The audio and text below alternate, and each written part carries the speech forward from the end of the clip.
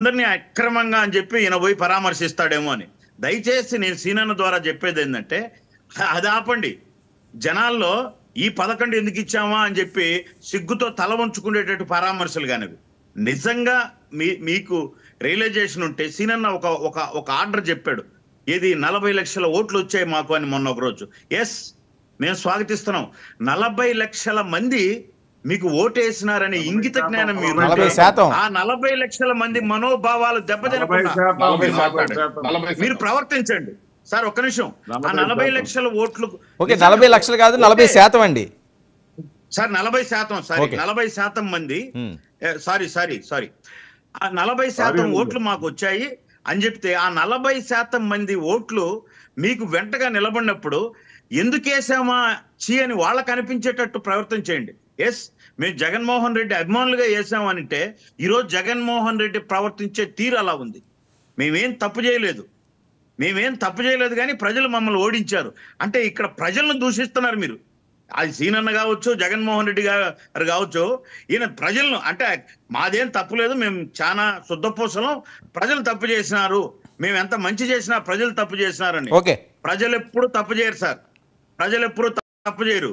151 వచ్చినాయని విర్రవీగి తొడలు కొట్టి భాష, మనిషి అత్యంత జుగుప్సాకరమైన భాష, ముఖ్యమంత్రి అనే స్థానం నుంచి ఎంతో స్థాయి దిగజారి ఆయన ప్రవర్తించిన తీరు, వీటన్నిటికీ ప్రజలు గుణపాఠం చెప్పారు.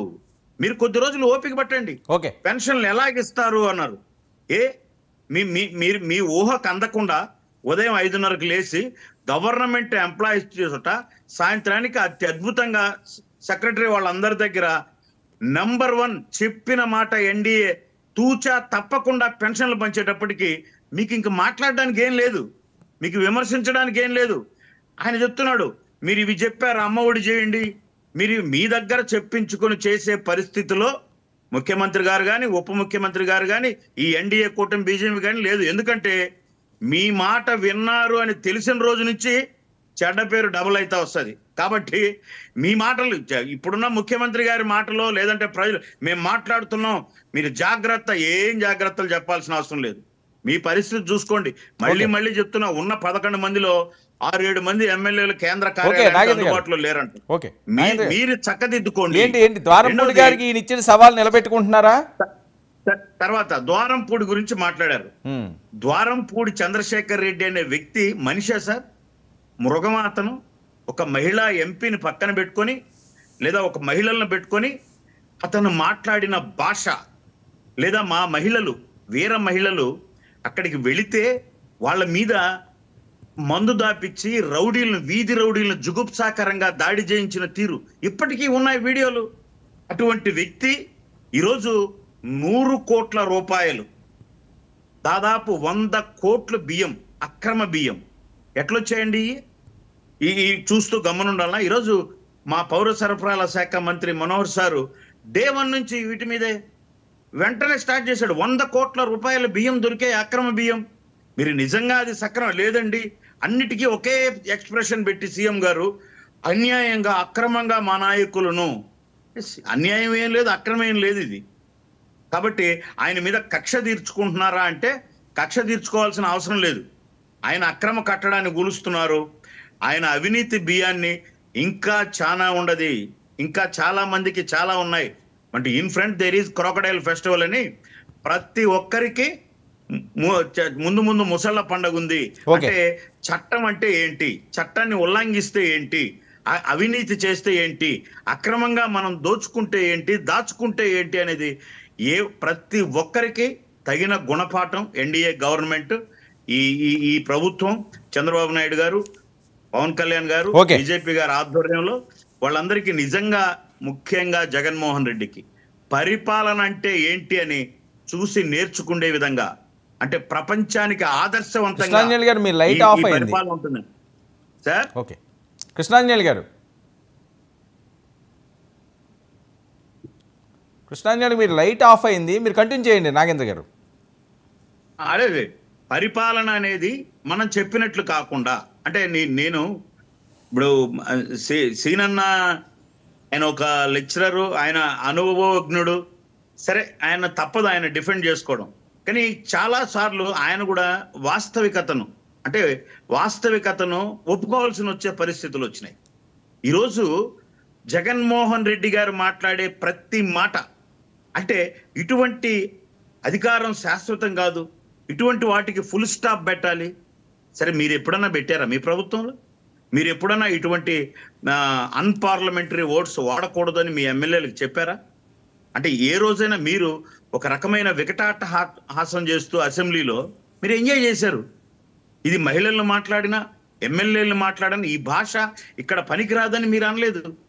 మీరు ఆ రోజు ఎంజాయ్ చేశారు. ఓకే, బట్ ఈ రోజు అనుభవిస్తున్నారు ప్రజలు. మీరు చెప్పేది ఏంటంటే ఇక్కడ ఉన్నటువంటి ఏ నాయకుల్ని మీకు 151 తీర్పిచ్చింది ఈ ఆంధ్రప్రదేశ్ ప్రజలే, 164 ఈరోజు తీర్పిచ్చింది ఈ ఆంధ్రప్రదేశ్ ప్రజలే. అంటే ప్రజలే మారి మాకు ఈ ప్రభుత్వం వద్దు అని మిమ్మల్ని చీకొట్టి నడి వీధిలో నిలబెట్టి మీరు చేసిన పాపాలకు ఇదే మీకు పరిష్కారం అని చెప్పి మీకు ఇచ్చినటువంటి తీర్పది. ఈవెన్ మాకు ప్రతిపక్షం హోదా లేదు. ఇప్పుడు కొత్తగా తగుదునమ్మా అంటూ, let me finish one minute sir.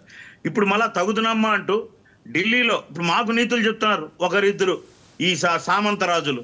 ఏమని? ప్రత్యేక హోదా అని. సిగ్గుగా లేదండి ఆ మాట మాట్లాడడానికి? మీరు ఏదో రోజున 5 సంవత్సరాల్లో జగన్మోహన్ రెడ్డి గారు ఉన్నప్పుడు కనీసం ప్రత్యేక హోదా అనే పదం పలికారా? ఇప్పుడు మళ్ళీ ఎందుకు తీసుకొస్తున్నారు ప్రత్యేక హోదా అని? నాకు తెలియక అడుగుతున్నా. ఢిల్లీలో అడిగింది వాళ్ళు ప్రత్యేక హోదానా లేదా ప్రతిపక్ష హోదానా? ప్రతిపక్ష హోదా రాజ్యాంగం అంటున్నారు. ప్రజలు తీర్పిచ్చారు మీకు ప్రతిపక్ష హోదా కూడా పనికిరారు అని. 100% కరెక్ట్. కృష్ణాంజలి గారు, వర్మ గారు, మీ మాట నాకు వినపడుతుంది. పవర్ కట్టా? పవర్ కట్ అండి, జస్ట్.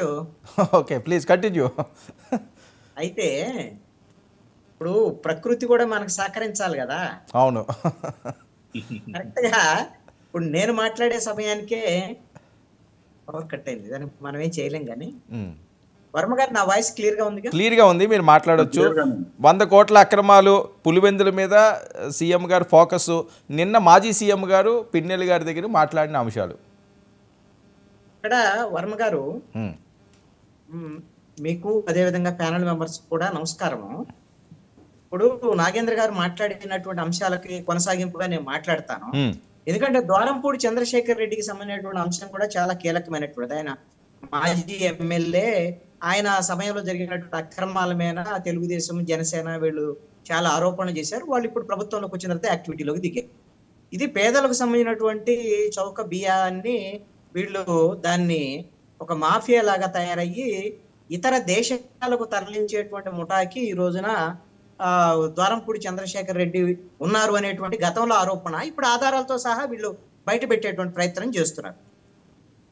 ఈ విషయంలో నేనేమంటానంటే, పవన్ కళ్యాణ్ ఏదో ఆ రోజున మాట్లాడారు, ఛాలెంజ్ చేశారు, ఇప్పుడు ఆ విధంగా చేస్తున్నారండి. ఇది కక్ష సాధింపు అని అనుకోవాల్సినటువంటి అవసరం లేదు అని నా అభిప్రాయం. అయితే కక్ష సాధింపు అనేటువంటి యాంగిల్ కూడా ఎంతో కొంత ఉండొచ్చు. ఎందుకంటే మిగతా ఇలాంటి చాలా కుంభకోణాలు ఉంటాయి. ఇప్పుడు ఆయనకు సంబంధించినటువంటి ఆక్వాకు సంబంధించినటువంటి పరిశ్రమలకు సంబంధించినటువంటి దాని మీద పొల్యూషన్ కంట్రోల్ బోర్డు వాళ్ళు ఏదో నోటీసులు ఇచ్చారు, ఇవన్నీ ఉంటాయి.